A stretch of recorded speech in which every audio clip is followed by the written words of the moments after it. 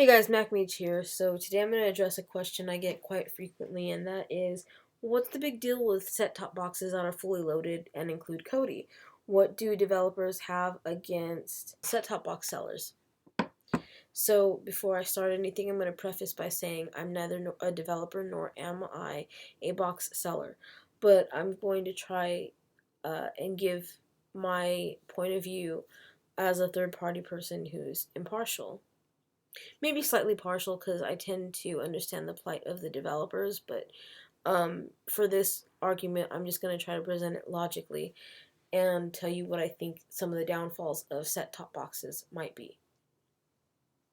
So the first thing is that Kodi should be free. So when XBMC Foundation first put XBMC out there, it was just a platform to access your local media on your computer, and it was never meant to be charged for. It was open source, so anyone could develop with it, and that's what happened, and that's how third-party add-ons came to be. Back in the days, there was not a whole lot of YouTubers, and there were no blogs or websites to go to really to find third-party add-ons. It was just something you had to educate yourself on. So aside from Kodi being free, there is my second argument, which is a lack of education from the random customer. And this could be a problem because it creates a lot of turmoil. So let's just say we're going to call this person Mr. X. So Mr. X has heard a lot about Kodi and what it can do and how you get free this, that, and the other. So Mr. X decides to go on eBay and purchase a set-top box that is, quote, fully loaded with Kodi. So he gets it and in the mail, and he starts using it, and there's a particular add-on that he uses, let's say, for his favorite show. Let's just call it the add-on, the TV show add-on. And he watches that add-on exclusively, really, because it has his favorite show on it. So every morning he goes there, and he just it kind of becomes part of his routine. Well, one day he decides to go there and watch his favorite show, but for whatever reason, the add-on isn't working.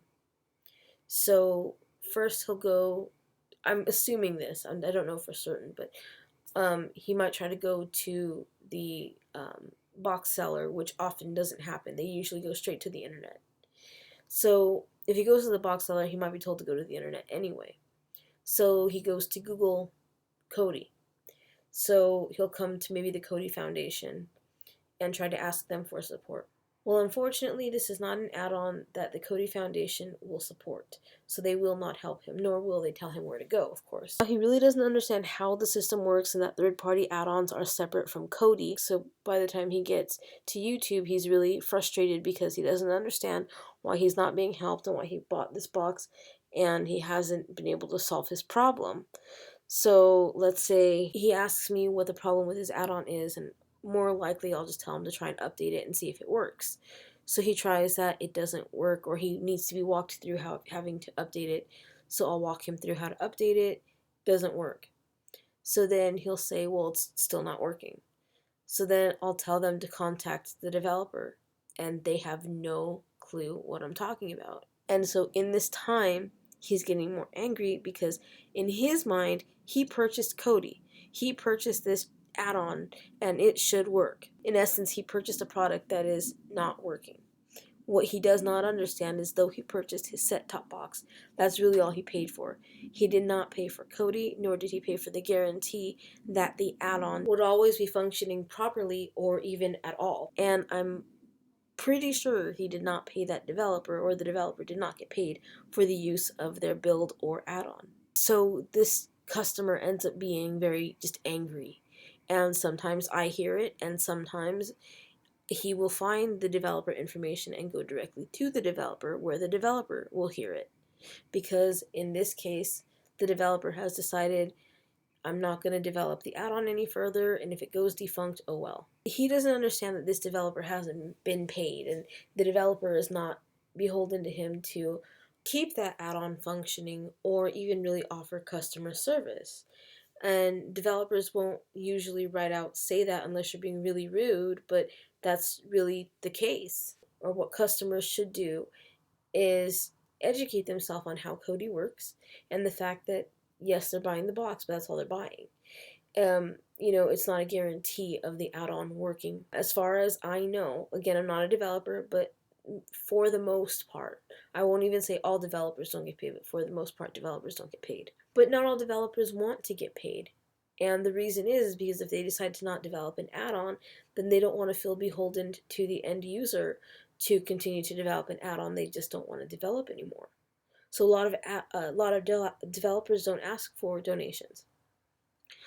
But even still, it's, their time, their risk, their effort, all of that stuff in no way is compensated. A lot of people will say, well, this is all copyrighted content anyway, it doesn't matter, blah, blah, blah, it's the same thing, just a different source. So on the face of that, it's a fairly decent argument, right? Well, here is what I'd like you to consider. It's essentially robbing Robin Hood. There are a lot of people that cannot afford to go to the movies because movie prices are outrageous. So by doing what these people do, they make it possible for people who can't afford the movies or can't afford the cable to get it for free. To turn around and profit off of their work is a slap in the face to the developers who make these add-ons, because they're not asking to be paid, and as I said, in many situations they don't want to be paid. They just want to do this out of a kindness, and you're turning it into profit, and that just seems like a slap in the face, and it seems like kind of like bad form. So that's what I would say to that argument. The last argument I'm going to make is that third-party add-ons were not necessarily meant to be used by the masses. At least that's what I've come to understand. The more eyes you have on Kodi, the more chances that developers who create these add-ons get in trouble, or end up having litigation being thrown at them. And when that happens, then you lose developers and you lose add-ons, and then Kodi becomes smaller, and eventually the developer community goes away, and you've paid all this money for a set-top box that is no longer usable really, for the what you paid the extra money for in the beginning. So it's not that hard to install Kodi on a set-top box. It really isn't. It doesn't take much tech savviness to do it. There are plenty of websites that'll show you, or plenty of YouTubers even that'll show you how to do it. And it doesn't take more than maybe 20 minutes to figure out how to do it and then do it yourself. And that's being generous, I think. That's all the reasons that I can think of for why developers might have a problem with set-top box sellers. And to be fair, some developers even have a problem with YouTubers. Hopefully I've answered your question, and hopefully I've helped you understand how important it is to just educate yourself as to how Kodi works.